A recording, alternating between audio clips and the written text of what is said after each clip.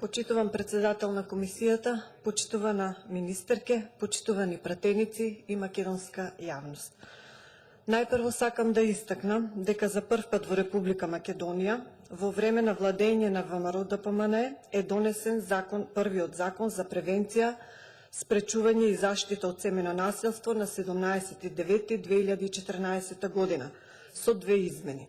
Првата измена беше донесена на 5.3.2015 година и се однесуваше на постапувањето на центрите за социјална работа, доколку имаат сознанија дека насилникот поседува оружје, веднаш или најдоцна во рок од 24 часа да извести институцијата каде што работи насилникот и Министерството за внатрешни работи. Втората измена беше во делот на висината на глобите. Затоа многу е нејасно зошто не се направија измени во постоечкиот закон, туку се отиде со сосема нов закон. Сепак, како и да е, законот е многу битен и треба да се донесе, но по истиот имам неколку забелешки. Со овој закон треба да се има подеднаков третман и заштита кон сите жени, мажи, деца, стари лица, инвалидни лица и деца со посебни потреби. Но читајќи го законот, некако големиот дел најмногу се однесува само на жената, за разлика од претходно наведените категории. Но предлог законот како што е донесен, исто како и колешката Благица, според мене сметам дека е преобемен, затоа што е оптеретен со непотребни технички работи. Од член 11 до член 27 го оптеретуваат законот, дури со технички работи, дури од член 40 започнуваат одредбите кои навистина се однесуваат на прашањата на заштита од семејното насилство и се однесуваат на суштината на законот. Бидејќи законот, односно семејното насилство, е комплексна постапка, сметам дека е потребно да се изготви закон со кратки, конкретни и јасни насоки на институциите вклучени во постапката за семејно насилство. Знаеме дека семејното насилство се повеќе расте во нашата држава, но знаеме и тоа дека се уште постои голем страв кај жртвите од семејно насилство да ги пријават сторителите. Така е затоа што во нашето општество се уште нема јасно поставени цели, што понатаму со жртвата.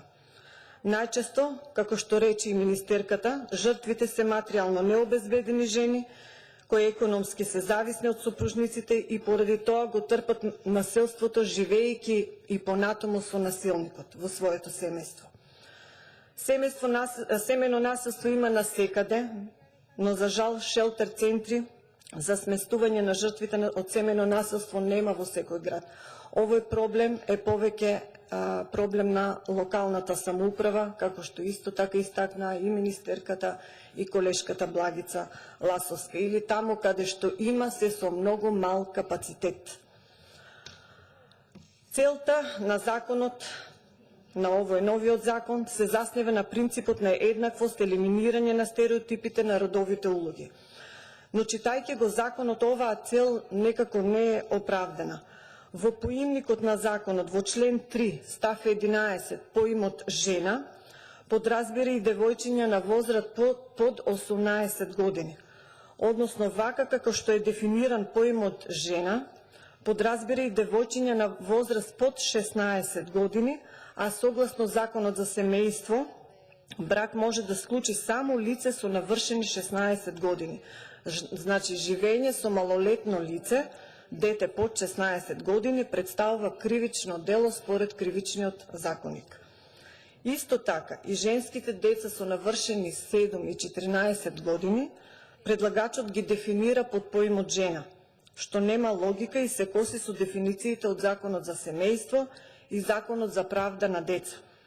Во Законот за правда на деца се предвидени посебни заштитни механизми за деца во ризик до 14 години и од 14 до 16 години.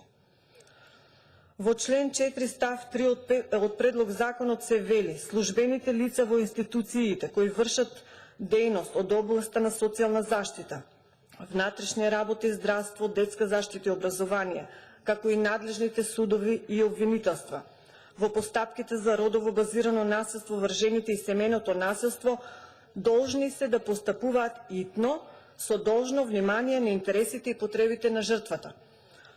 Овде недостасува итноста да се истакне во постапувањето кон најзагрозената категорија на лица, а тоа се дете, старо лице и лице со посебни потреби или лице на кое му е одземена деловната способност.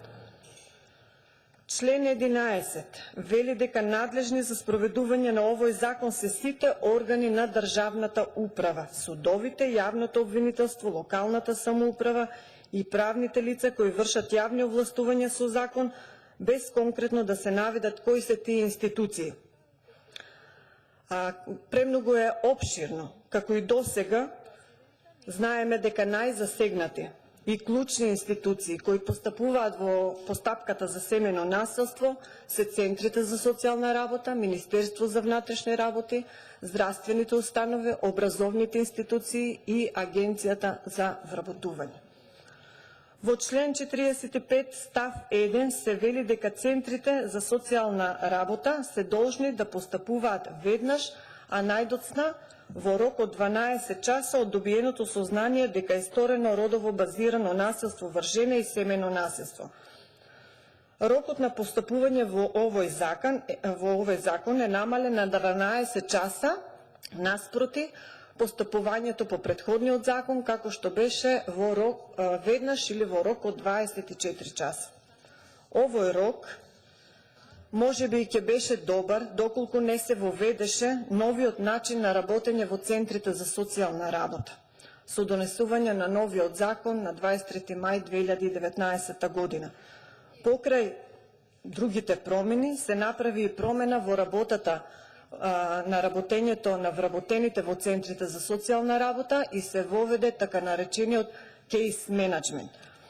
Па затоа загрижени се во центрите за социјална работа за тоа како ќе се работи по овој закон, како ќе се постапува во рок од 12 часа.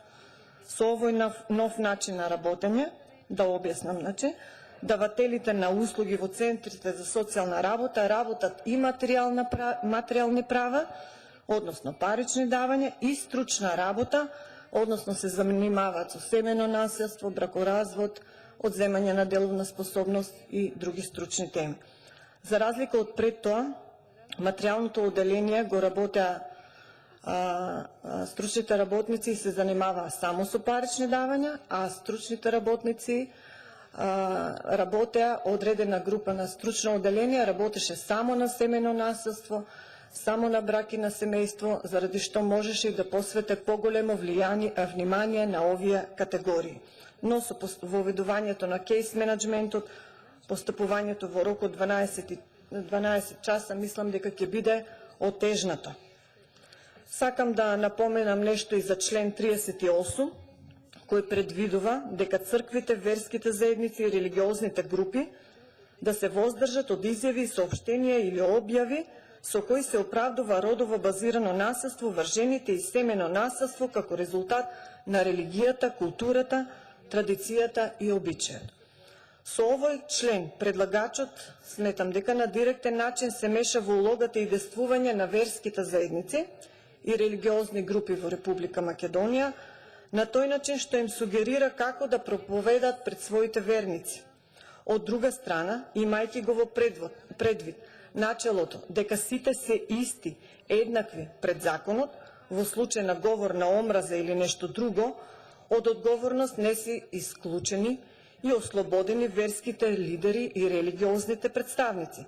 Така да, ако шират говор на омраза и за нив, како и за другите, треба да се постапува и да важат одредбите од кривичниот законник. Исто така, Република Македонија нели е потписник на Истанбулската конвенција, која на крајот од образложението на законот на повеќе места се споменува и која ја гарантира дека културата, обичаите, религијата и традицијата не може да бидат оправдување за вршење на одредено насилство врз жените и во семејството. Ова е меѓународен акт и поради тоа овој член сметам дека е непотребен. Со појавата на пандемијата има податоци, како што ги потврди и министерката, дека се зголемила агресивноста во семејствата, споредбено со периодот јануари-јуни 2019 година, жртви од семејно насилство во 2020 се зголемил за 7,4%.